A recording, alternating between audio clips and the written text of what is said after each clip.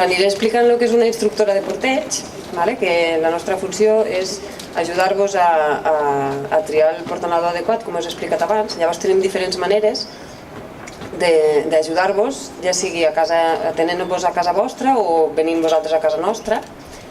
I una assessoria consisteix en una hora i mitja de parlar, de saber quines són les vostres necessitats, com veieu vosaltres el porteig, què tal és el vostre dia a dia, si agafeu molt el cotxe o l'agafeu poc i sortiu més caminant, o les vostres situacions actuals, per a poder aconseguir això, el poder triar un portanador que realment us sigui útil i que no sigui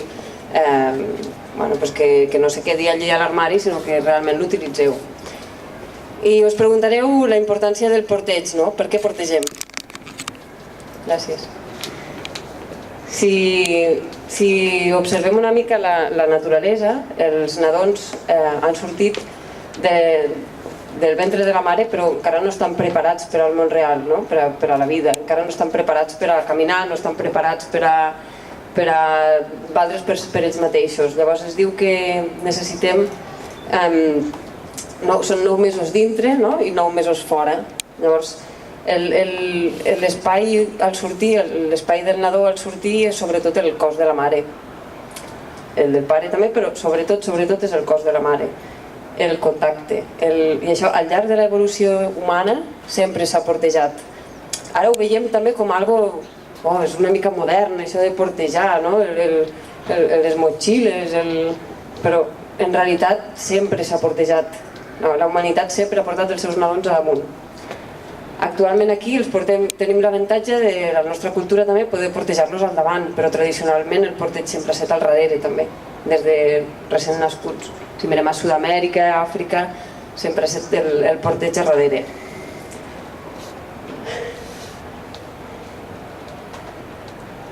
Que Axel?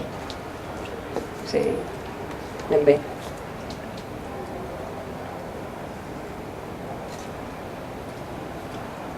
M'aniria de PowerPoint.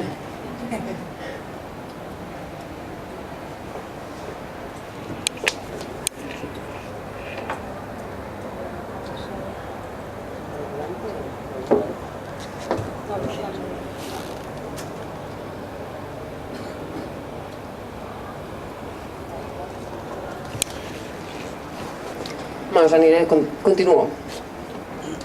Llavors podríem parlar que el porteig ens pot aportar als portejadors i als nadons, ens pot aportar uns efectes, uns beneficis, si voleu parlar, si voleu dir-ne així, també.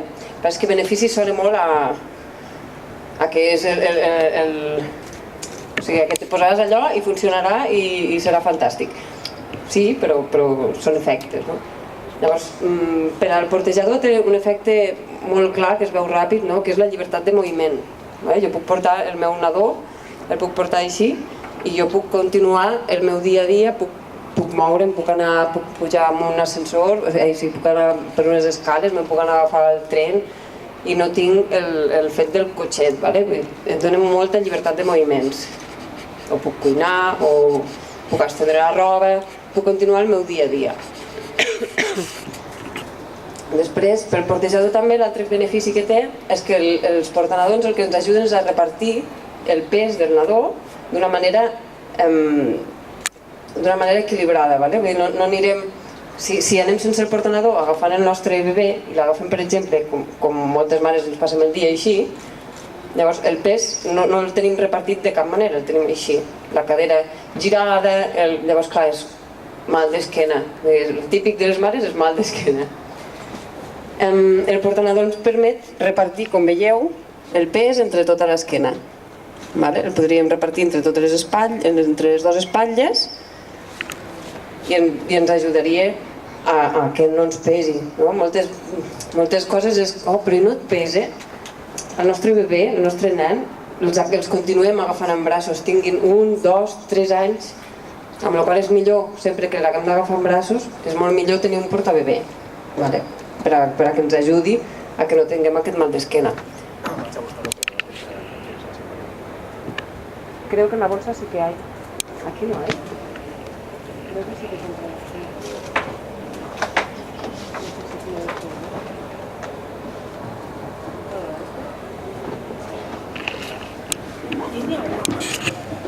por ahí?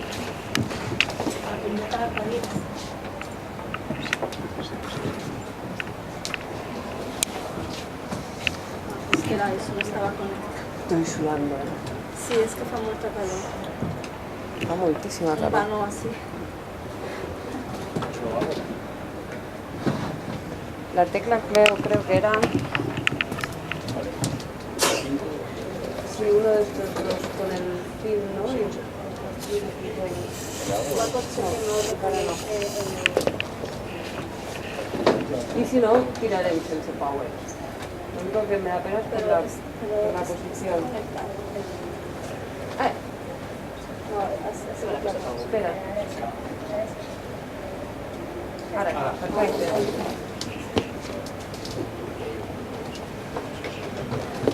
Si no... Sí, si no me la giro... Si me poses la presentació i me poses les efectes del corteig, ja després si vols ja... al mig. Està. Això.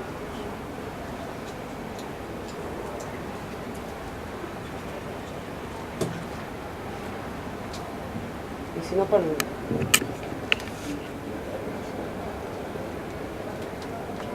Sí. Sí, si vols. Sí.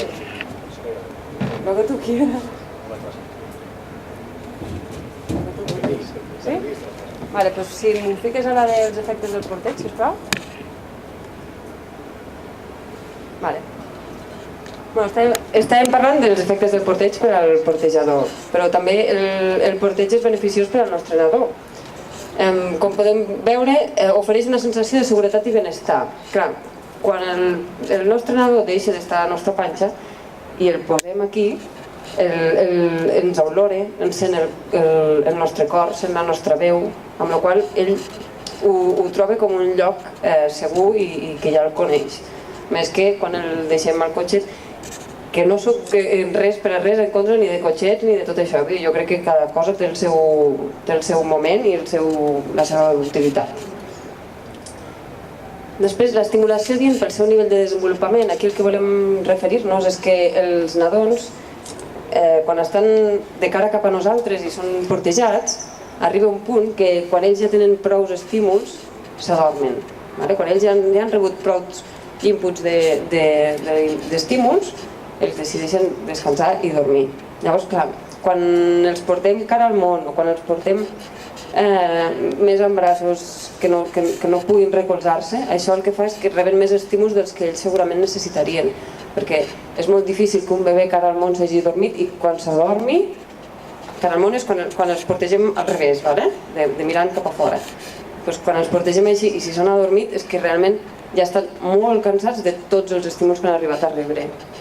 Després, la resposta més ràpida a les seves necessitats és perquè quan el nostre nadó està aquí, si vol popa, si el que vol és teta, ràpid ho notarem. Si el que vol, si s'ha fet caca, ho notaràs molt més ràpid. Això el que fa és que eviti segurament que passi a altres fases de plor. Clar, si tu notes que comença a moure's i que comença a estar així, ja no deixaràs que el teu fill plori, perquè respondràs a la seva resposta, li donaràs resposta abans. Me podeu tallar, me podeu preguntar el que vulgueu, això és una superconferència, però a mi m'agrada també que us sentiu que pugueu participar i tots els dubtes que tingueu no us els quedeu. Crear vincles, aquí és molt important també perquè no sol pot portejar el pare o la mare, pot portejar la tieta, pot portejar l'avi, pot portejar la cuidadora que cuida el nostre nadó mentre jo estic treballant, pot portejar qui vulgui. I això també és important. Per exemple, l'altre dia la meva filla de 15 mesos es va quedar a dormir a casa de mon pare i mon pare per dormir-la va portejar. La cara que feia el meu pare portejant a la seva neta, allí hi ha més, es crea un vincle més especial. Integració en la rutina familiar, quan nosaltres portegem els nostres nadons, al tenir més llibertat també de moviments, també el que fem és introduir-los en el nostre dia a dia. Si he d'anar a l'escola o el que sigui, a buscar l'altra filla gran, o doncs ells ja estan dins de les nostres rutines diàries de la família. La llibertat de moviment, que ja havíem explicat, el desenvolupament físic, també el referim a que amb la posició, que ara explicarem, amb la posició ergonòmica, també respectem el seu desenvolupament. Amb la posició ho veureu més clar. Menys càrrega i estrès també perquè ploren menys. Clar, com els donem resposta abans, ploren menys. I facilita la lactància materna perquè, igual, per el que deien també, perquè donem resposta abans als primers signes que estan demanant. La posició fisiològica. Aquí hauríem de diferenciar entre dues coses, que és la posició fisiològica i el porteig ergonòmic. Ergonòmic, la paraula ergonòmic vol dir ergonòmic per al portejador, per a mi. I fisiològica vol dir que respecta la posició del meu bebè. Llavors, si ens fixem, hi ha moltes motxilles avui en dia que no respecten la posició fisiològica del nadó, perquè un nadó, un recent nascut, no va amb les cames rectes. El nostre nadó, quan surt, ell està en posició granota, està en posició granoteta, les cametes més altes i el culet més avall, i així. Aquesta és la posició que un portabebè ens ha d'assegurar. La podeu veure aquí, que seria l'esquena en forma de C, i per a que l'esquena estigui en forma de C, les cames han de pujar, els ginolls van més a dalt. Llavors seria esquena en forma de C i cames en forma de M. Eso como lo ves ahora. Exacte. Jo tinc l'esquena en forma de C, o sigui, respectant la seva forma de C. Un recent nascut tindrà una molt forma de C, un nen de 6 mesos no en tindrà tanta i un nen d'un any gairebé anirà recte. I per a que això faci la C, les cames, els ginolls estan amunt. No sé si ho podeu veure aquí més bé. Pero esta forma de ser, si lo ves como recostar, también se puede hacer.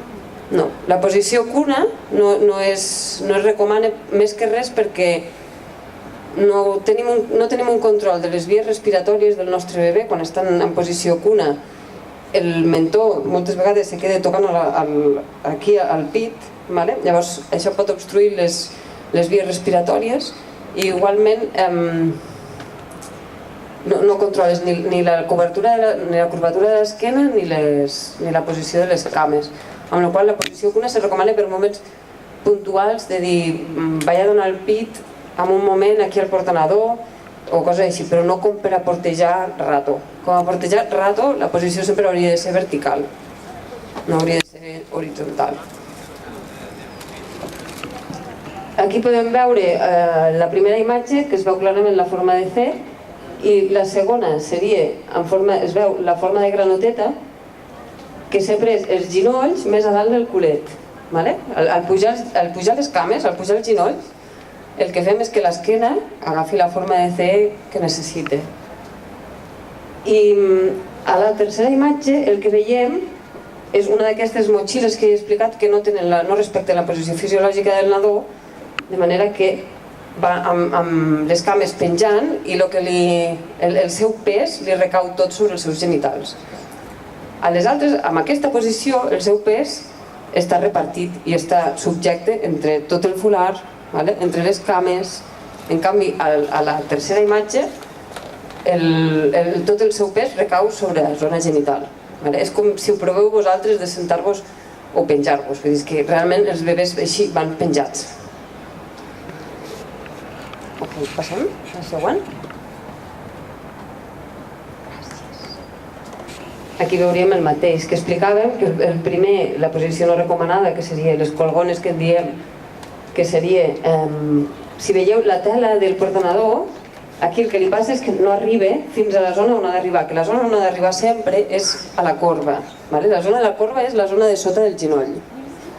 Llavors, la tela de qualsevol portanador, ja sigui motxilla, sigui folar, bandolera, el que sigui, ha d'arribar sempre a sota del genoll. Sempre. Llavors, quan un portanador dius li anirà bé, li anirà gran, tu has de mirar sempre que li arribi de corba a corba. Teniu dubtes sobre la posició? Algú té algun portanador que vulgui saber si ho és o no?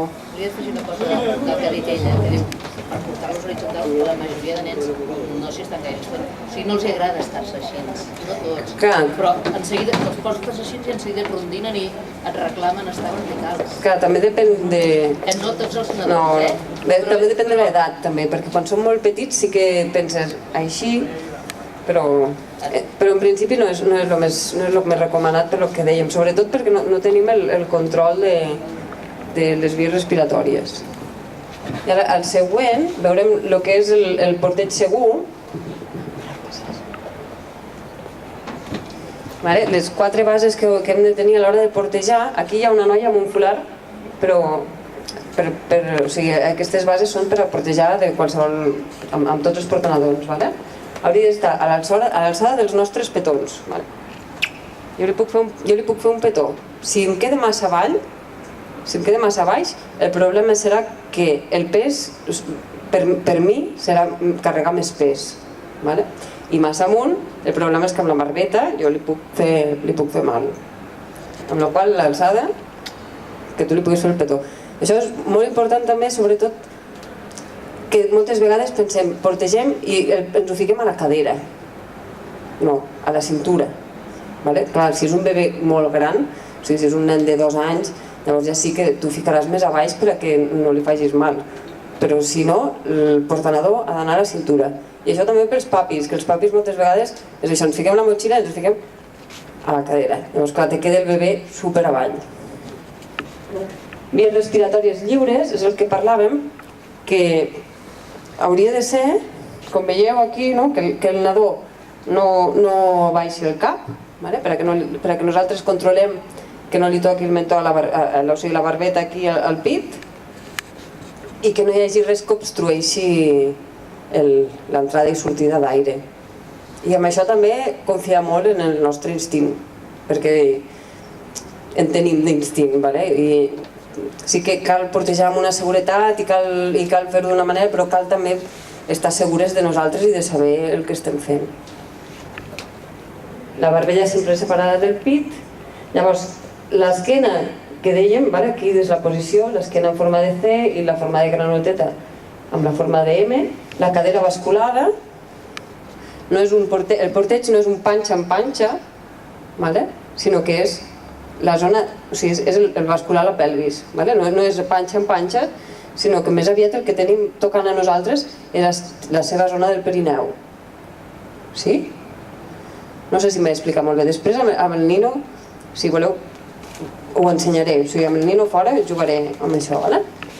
I l'atenció adequada és que quan nosaltres ens movem, el nostre bebè no es mou, si es mou amb nosaltres. Si jo me moc i el bebè fa així, hem d'apretar. I haureu d'apretar sempre més, perquè no apretem. Ens fa com a cosa, sempre és el mateix. És que potser va molt apretat o potser no li farem mal. Continuem pensant en el nostre instint, no li farem mal i no tingueu por que no li tallareu la circulació ni res així. Confieu en vosaltres i ja està. La qüestió és aquesta, que jo me moc i el bebè continua pegat al meu cos. Dubtes? Algo? Ok. Doncs comencem amb el tipus de portanadors, que començarem amb el folar elàstic, Que em sentiu així? És que necessito les mans... No, vale. No, igual estan soles. No, res, tranquils, que volia les 2 mans lliures, però és igual.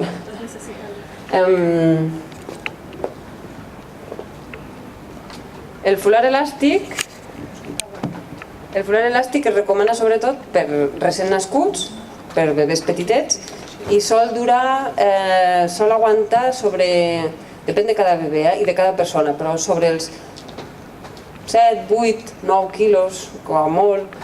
És fantàstic perquè tu pots fer nusos preanusats, que és a dir, que jo em faig el nus i després em poso el bebè,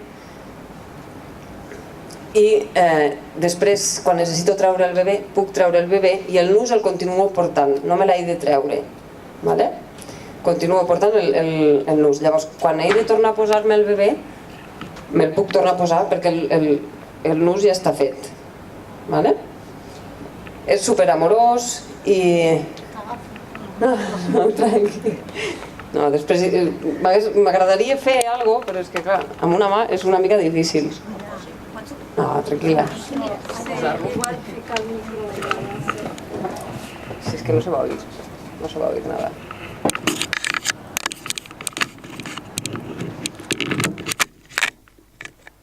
Em faig un moment el nus preanusat, vale? Que és molt ràpid de fer i també és molt ràpid de veure. Potser aquest té... Espera, que provarem a veure... És que no funciona gaire bé, però...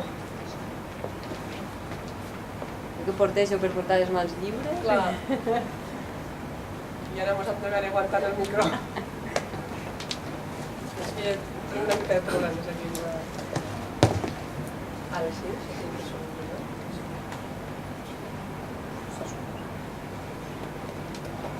Aquest és el nus que tu te'l fas i després te'l pots deixar posat. Vale? És un preanusat.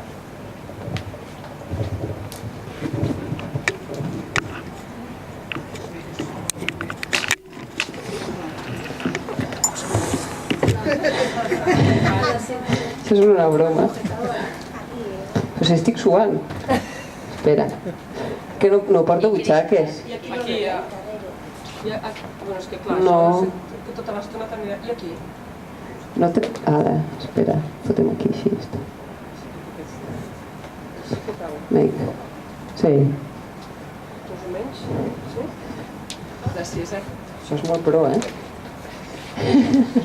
Clar, potser te molestarà el cable, però... No, ja...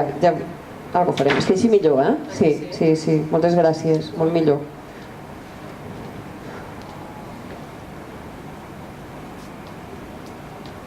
Vale, jo aquí estic intuint quina mida tindrà el meu bebè. Vale? Estic intuint, doncs aquí m'hi cabrà. Vale.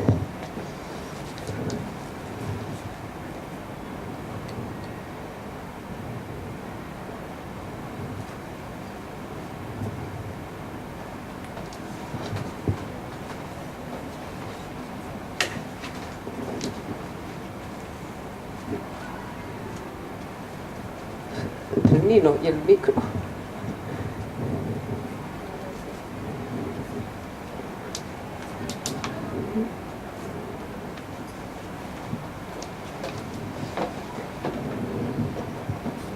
Vale, ara podria haver quedat molt millor, òbviament. El problema d'aquest nus que podem veure és el que explicava, que jo ara he intuït la mida que tindrà el meu bebè, vale? Però no he ajustat punt per punt, no sé si m'ha quedat prou apretat que no, perquè que ho veieu? Abans el bebè anava ben apretat, llavors això vol dir que amb el folar elàstic encara hauria d'haver apretat més, vale? Però és fantàstic per això, per bebès petitets com aquest, per exemple, o... I ara si volguéssim, jo ara me'n podria anar al cotxe, podria deixar el bebè a la cadireta, podria conduir, no cal que me'l tregui, i podria tornar a agafar el bebè i tornar a posar-me'l. No cal que fem aquest nus cada vegada. El bo d'aquest també és que se poden fer altres nusos, que molts dels nusos que es fan amb el folar teixit se poden fer amb aquest també. I el menys positiu, podríem dir, és que té una vida més curta. Però això també us aviso, no hi ha un portanador que diguis vull un portanador que me duri des dels 0 mesos fins als 3 anys, que em serveixi per estiu, per hivern, que el porti el meu home, que el porti el meu tiet, que em serveixi per a mi, que em quedi bé amb la roba. O sigui, no n'hi ha, veureu que hi ha molta varietat de portanadors i que cada família pot trobar el seu, vull dir, no té per què ser el mateix. El que a mi em funciona pot ser a tu no, i el que a ella li ha funcionat a mi no. Bueno, ara l'hem liat. Espera.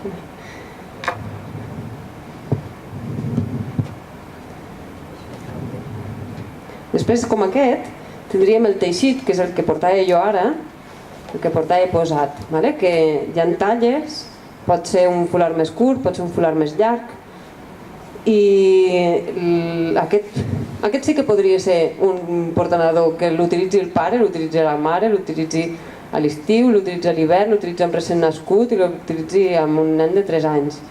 Jo crec que és l'únic portanador que serviria així.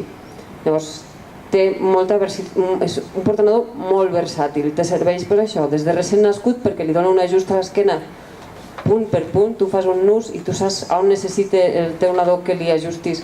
O sigui, tu estàs ajustant tota la seva esquena, li estàs col·locant la postura exacta que tu necessites, o sigui, que el teu nadó necessita, i a part el pots portar davant, darrere, a la cadera, hi ha infinitat de nusos i infinitats de possibilitats. Hi ha diferents materials, hi ha de cotó, hi ha de cotó i lli, és tot un món els fulars. Després tindríem, també hi ha els semielàstics, que jo no en tinc cap aquí, però que serien entre un i l'altre. L'elàstic cedeix cap als dos costats, si tu l'estires, cedeix cap a un costat i cap a l'altre, i el teixit no cedeix cap a cap. Doncs el semielàstic seria una barreja que cedeix cap a un costat i no cap a l'altre.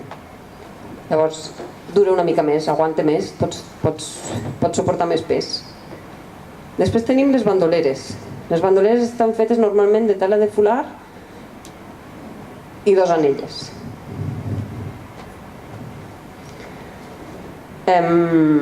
També n'hi ha d'artesanals, de gent que les fa i les fa sense que sigui la tela de fular. Però jo us recomano que si podeu, si us decidíssiu per tenir una bandolera, us la recomano de fular perquè aguanta molt millor el pes. La meva primera era feta de llençol. I jo estava supercontenta amb la meva bandolera, però no, la meva esquena no tant.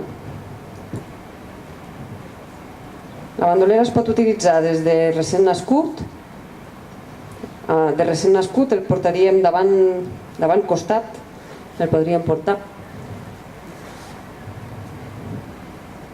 I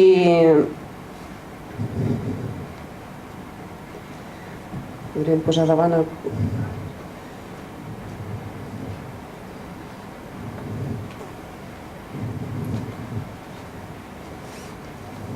Això en cas que fos al davant, però normalment també la bandolera és fantàstica i per mi és el complement ideal de qualsevol altre portanador com a porteig a la cadera.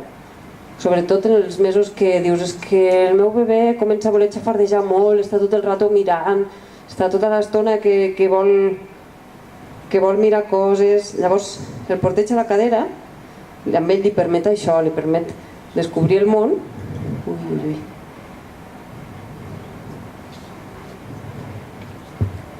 Li permet descobrir el món i tu igualment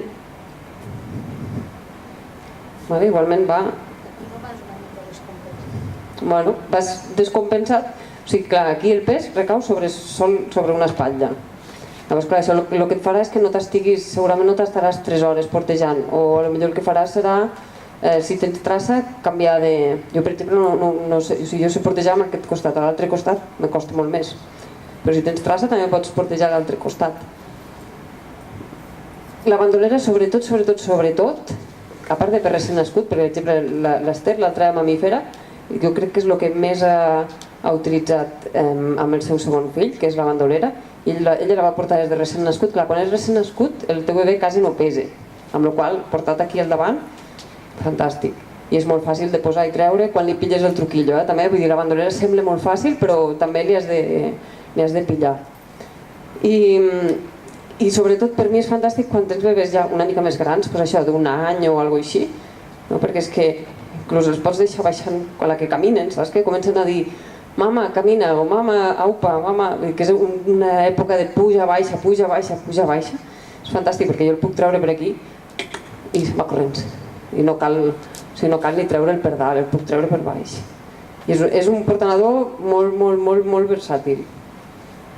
Voleu que us ho vagi passant o voleu tocar algun portanador? El coll igual. Hasta que tu aguantes. Jo aquí portejo la meva filla gran, no hi ha problema. La qüestió també és que si vols portejar amb un nen gran potser te busquis un teixit que sigui dur, no portegis amb amb segons què, perquè llavors te cansaràs molt ràpid tu. Però edat no n'hi ha, no hi ha un pes allò que diguis hasta los 30 quilos fins que tu puguis. I el cap igual, el cap tu el controles sempre quan són tan petitets, fem que la tele els hi arribi per dos dits per damunt de les orelles i tu igual aquí ajustes la tensió que necessiti. Vale? Sempre ha d'haver la tensió adequada. I el recent nascut amb la posició aquesta de... Igual, sempre. La posició fisiològica, sempre. I aquest com pesa, també te pots apujar una mica a la cadera teva, no? O no? Bueno, sí, bueno, aquest és per portejar davant i a la cadera. Clar, però el pes no el portes a la cadera, el pes el portes a l'espatlla. Pots portar-lo una miqueta a la cadera? Però és que no el portarà, o sigui, el pes te recaurà a l'espatlla. Si el portes una miqueta apujat a la cadera, no... Clar, però o sigui, el pes real el portes aquí. O sigui, on se t'acaba cansant després de 3 hores de portejar és aquí. Però és la mateixa funció que fa quan tu estàs així, que ens passem la vida així, les mares. A partir de que aguanten el cap i d'això, te passes l'estona així. Pues és la mateixa posició però ficada aquí. I el pes recau sobre l'espatlla.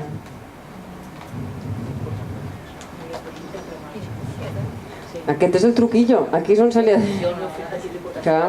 Aquí és on has d'aprendre, perquè sobretot davant, al costat no, perquè al costat tens el teu cos que el bloqueja, però al davant sí que has de donar l'atenció justa per no...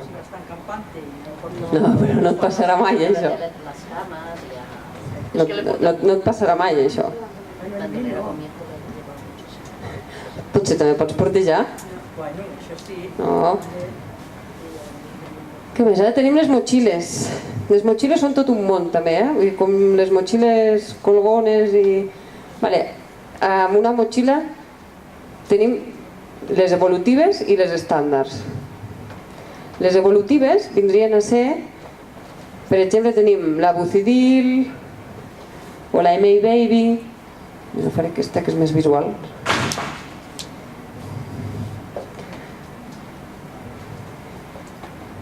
Que el panell s'adapta a la mida del nostre bebè. Si hem dit que la tela del portanador sempre li ha d'arribar de corba a corba, vale? Clar, si tenim una manduca, per exemple, o tenim una boba, o tenim una Ergo Baby, no sé si són marques que us sonen, no? Però són marques, o sigui, són motxilles que tenen el panell fixe, no varia.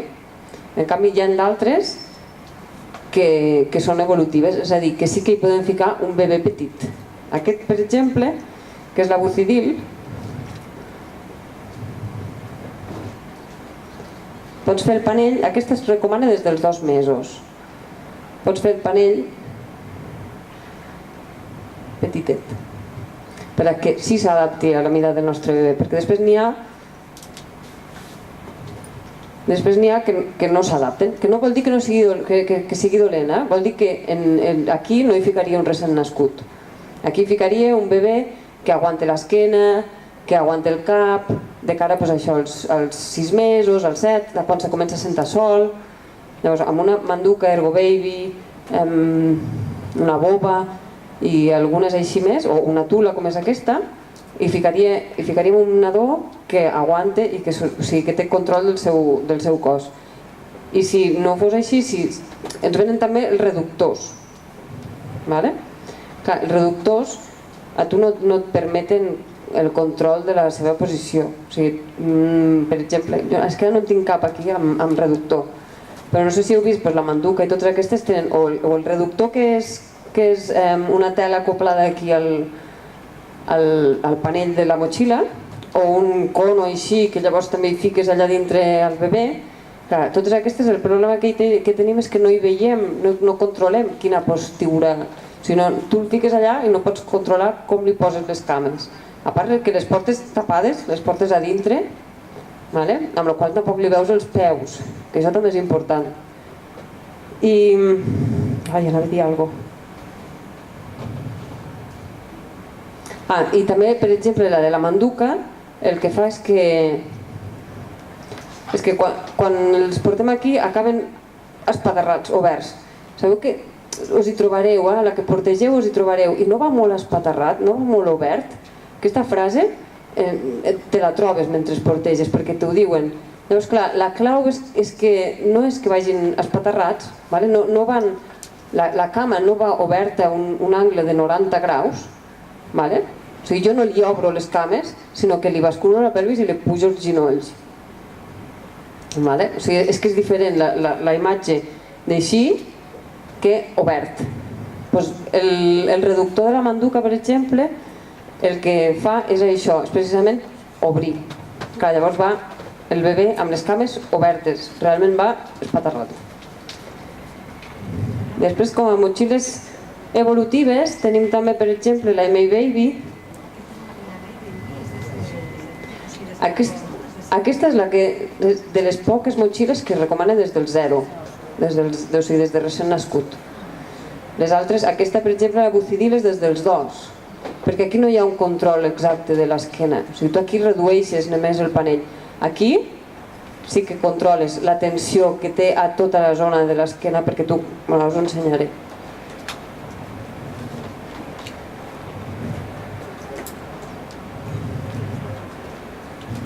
Podem córrer.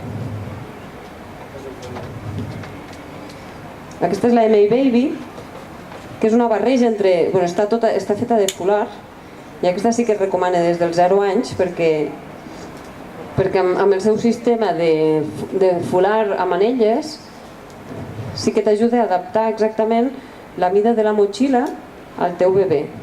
Aquesta es recomana dels 0 als 3 anys, me sembla. Jo aquí he portat a la meva filla i encara li anava bé de corba a corba. Me l'hauria de lligar d'aquí. I el panell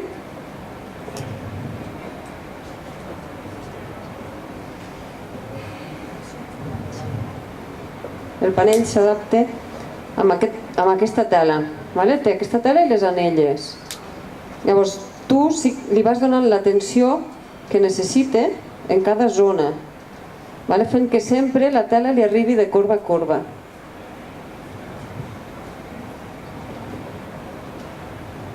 Llavors, si tu veus que això li ha quedat molt apretat, doncs pots soltar i tornes a donar la tensió que necessitis punt per punt. Si és tot així, vas donant primer una mica aquí dalt, després una mica més avall, una mica més avall i una mica més avall, on tu veguis que necessita la tensió. Però aquesta motxilla sí que es recomana des del 0 perquè tu controles tota aquesta zona amb això. No és que la motxilla intueixi la mida del teu bebè, sinó que tu, és com si l'estiguessis fent amb el fular o amb la bandolera, com si l'estiguessis fent amb una bandolera.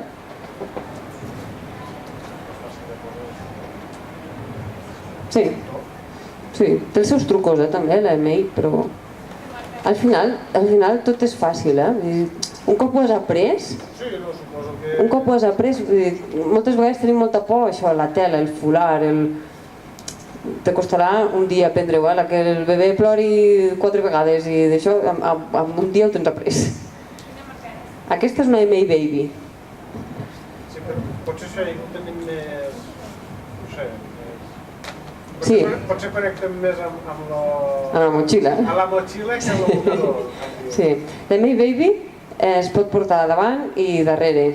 I la Bucidil, que era l'altra que tenia el sistema de reducció amb el cordill, es pot portar també a la cadera. I després tenim els meitais, que els meitais també són molt interessants. Sí, sisplau. Aquest, per exemple, que tenim és el Hop Tie. Això és un meitai, que és la motxilla tradicional, com se portejava o com es porteja, sobretot és un portanador asiàtic. I això vindria a ser la base del panell, i aquest és evolutiu també, es pot fer més gran o més petit en funció de la mida del nostre nadó. Igual ens el posem.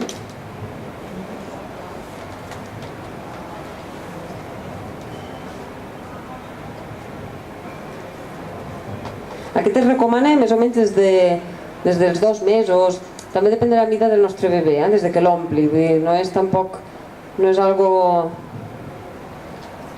matemàtic.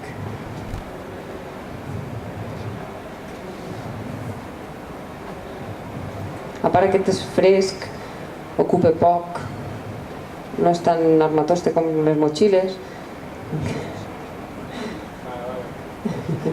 No, que lo bo és això, és que hi ha tants tipus de portabebès que segur que algun t'agradarà.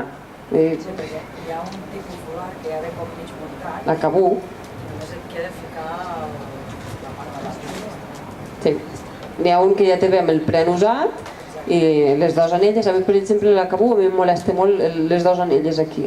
Se'm claven molt, però és el que deia, el que a mi em funciona, o sigui, el que a mi no em va bé, a tu sí. És que... I aquest seria el hop tie, un mei tie. Els mei ties poden ser evolutius i després n'hi ha d'artesanals i altres marques que alguns no són evolutius. Aquest està molt bé també perquè és de tela de folar, reparteix el pes entre totes les espatlles. Per a fer-ho així hem de tenir cura d'obrir bé les bandes, obrir-ho bé, que no ens vingui la tela tampoc molt cap aquí. A mi m'agrada molt també perquè inclús després amb nens més grans, en cas que ho necessitéssim, si tu obres les tires, al ser molt amples, tu pots ajudar que li arribi sempre de corba a corba. O sigui, encara que hi arribi un punt que el portanador, o sigui, la tela del panell potser li hagi quedat una mica petita, amb la banda, amb la tira del portanador, tu pots ajudar a que li arribi, o sigui, tu pots fer que hi hagi més panell. Sí? No sé si m'explico. Tu pots ajudar a que li arribi la tela de corba a corba.